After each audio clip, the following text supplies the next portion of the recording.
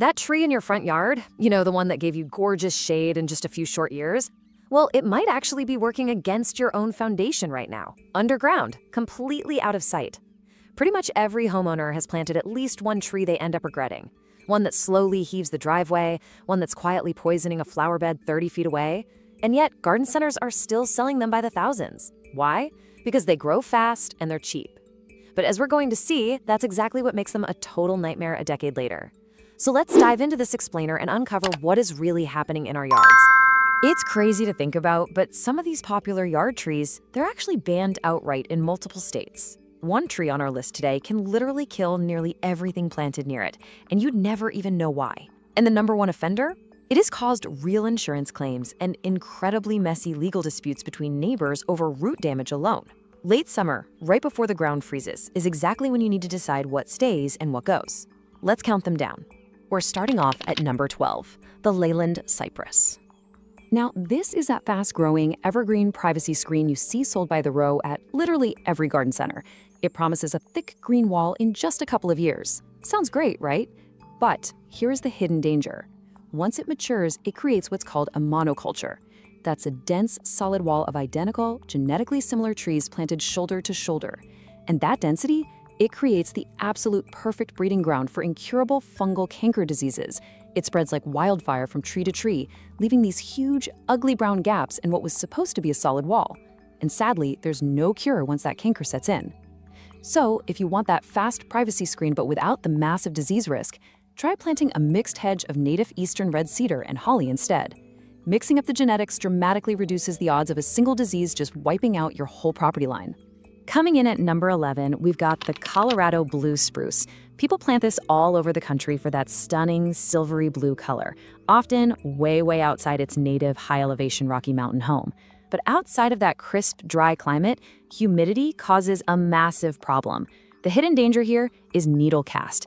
It's an incurable fungal disease that basically causes the needles to turn brown and drop off, which thins out the entire tree from the bottom up. Trying to treat it requires years and years of maintenance spraying. Honestly, it's not worth it. If you live in a humid climate, look for a native eastern white pine or maybe a regionally adapted blue-tinted juniper to get that exact same look completely safely. Down at number 10, we have the mimosa tree. It's sold as this really easy, exotic-looking ornamental tree. It grows fast, loves full sun, and has these gorgeous, feathery pink flower puffs. But here is the hidden danger that little nursery tag definitely doesn't mention. The mimosa is aggressively invasive across much of the southeastern and mid-Atlantic United States. Plus, it's notoriously short-lived, the wood is incredibly weak, and it's super prone to a vascular wilt disease that can completely take down a healthy-looking tree in a single season. If you end up having to cut it down, you've got to treat that stump immediately or it's just going to resprout. A much more practical alternative is the native redbud. You still get those beautiful spring flowers, but it stays incredibly well-behaved. Moving on to number 9, the notorious Bradford pear. For decades, this was literally the most planted ornamental tree in America. It grows fast, it's dirt cheap, and it completely covers itself in white spring blossoms. But today, it is widely recognized as one of the absolute worst tree planting mistakes of the 20th century. First off, the hidden structural danger. The way its branches grow at these incredibly narrow angles means they split catastrophically in storms. We're talking half the tree just shearing off in a single gust of wind. Second, it cross-pollinates. It produces viable seeds that birds carry off, which then form these dense, thorny, invasive thickets that totally choke out native trees. It's actually gotten so bad that it is banned outright in several states. Getting rid of it is pretty straightforward with a chainsaw, but definitely do it before storm season hits. If you really love those white spring blossoms, swap it out for a native serviceberry or a flowering dogwood. All right, dropping down to number 8, the Norway maple. This one gets heavily marketed as a tough, fast-growing shade tree that does great in poor urban soils and laughs off pollution. But the Norway maple harbors a really silent, hidden danger. It is allelopathic. That means its roots and leaf litter actually release chemical compounds that actively suppress the growth of nearby competing plants. It essentially poisons the soil to push out the native forest understory. It also casts an unusually dense shade, which makes it almost impossible to even grow grass underneath it. Because these trees get massive, getting rid of a mature one usually requires a professional crew. For that same fast shade, but without actively displacing native plants, you're much better off swapping to a native sugar maple or a red maple. Number 7, the very deceptively named Tree of Heaven. Historically, this was planted a lot as an urban street tree because it grows at just an astonishing rate. But now, it's one of the most aggressively invasive species in all of North America. Aside from how fast it spreads and the fact that it's also allelopathic like the Norway maple, there is a much more immediate hidden danger. It is the preferred host plant for the invasive spotted lanternfly.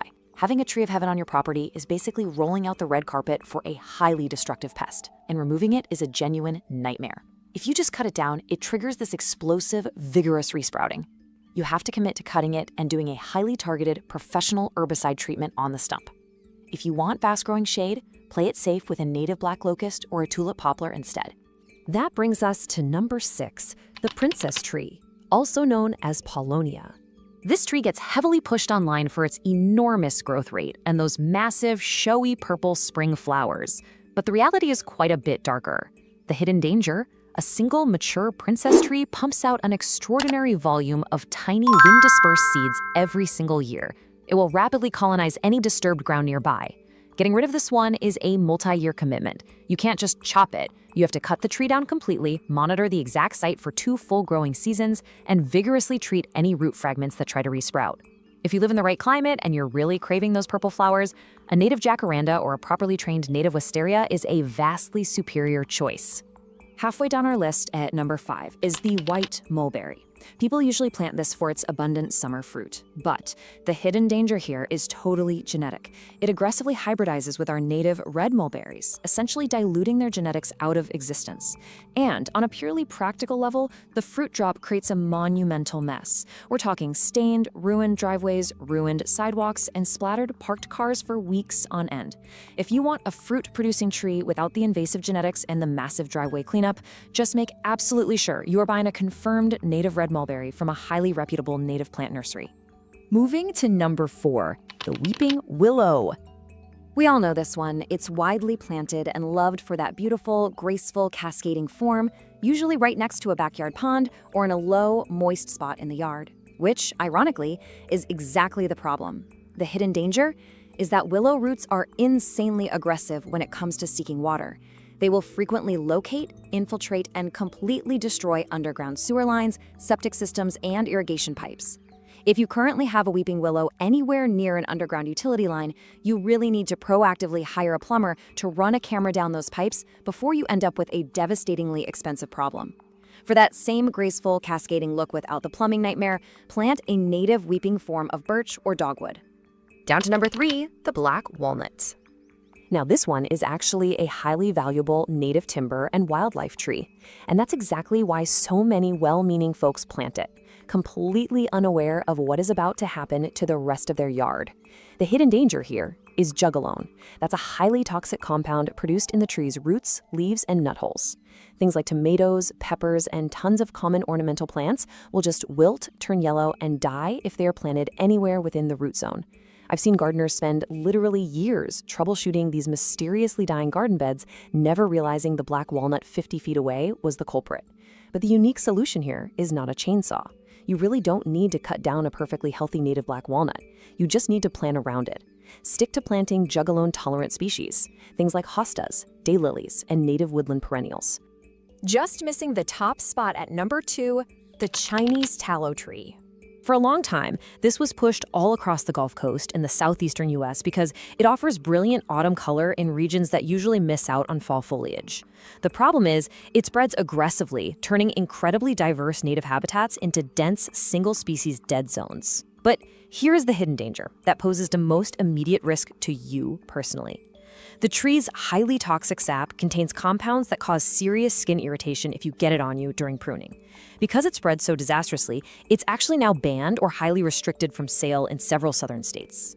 To remove it, you're looking at immediate stump herbicide treatment. For that reliable fall color in those warmer regions, swap it for a native black gum tree or a native red maple. And finally, we've reached number 1, the ultimate backyard regret, the silver maple. It's incredibly fast, it's cheap, and it was planted by the millions as an instant shade tree all throughout the 20th century.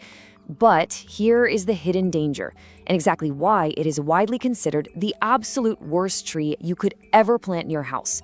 It has a violently aggressive, shallow, water-seeking root system. It will literally heave your concrete sidewalks, crack the physical foundations of nearby structures, and completely infiltrate your sewer lines. You take all that underground chaos and you combine it with notoriously weak, brittle wood that is famous for dropping giant, heavy limbs on roofs with zero warning. If you have a mature silver maple anywhere within striking distance of your home, please get a professional arborist out there to assess it right now. For fast shade without the terrifying structural and root risks, a native red maple or tulip poplar is the way to go. 12 trees. And if you noticed, the pattern across almost all of them is exactly the same. Trees that are fast, cheap, and easy to grab at the nursery are very often the exact recipe for a decade-long regret once they actually mature into what they were always meant to be. The real difference between a shrub mistake and a tree mistake is scale. You plant the wrong shrub, well, you dig it out on a Saturday afternoon. But a mature tree problem, that takes a professional crew, a lot of real money, and sometimes highly uncomfortable, tense legal conversation with a neighbor to resolve. So take a look out your window. If a tree on your property has ever cracked a driveway, backed up a sewer line, or dropped a dangerous limb on something you cared about, that is definitely worth remembering before you plant the next one. It really forces us to ask ourselves, in our rush to buy cheap, instant shade today, what kind of permanent, incredibly expensive liabilities are we planting for ourselves tomorrow?